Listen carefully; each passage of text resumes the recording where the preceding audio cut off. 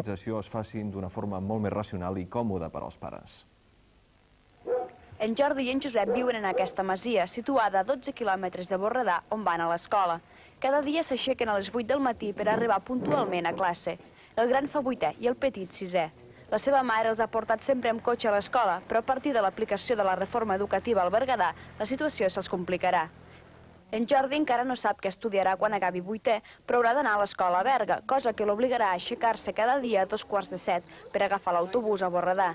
La seva mare farà el primer transport. Mentrestant, en Josep continuarà a l'escola de sempre, on entrarà a les 9, cosa que farà fer un altre viatge per la seva mare.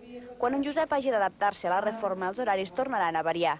Actualment, en Jordi és l'únic alumne de 8è a l'escola de Borredà. Aquest és un dels casos que la coordinadora d'associacions de pares d'alumnes del Berguedà, juntament amb Unió de Pagesos i altres organismes, vol evitar. La seva reivindicació és que el primer cicle de secundària es faci als mateixos centres de primària i organitzar zones escolars rurals que permetin fer tot l'ensenyament obligatori. Precisament pensem que les escoles rurals són, en molts pobles, l'únic centre de dinamització cultural del poble.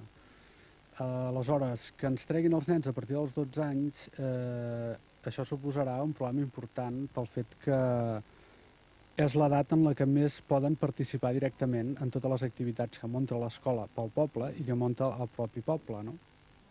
Les escoles rurals de les zones centre i nord del Berguedà, les més afectades per la reforma, acullen prop de 300 nens.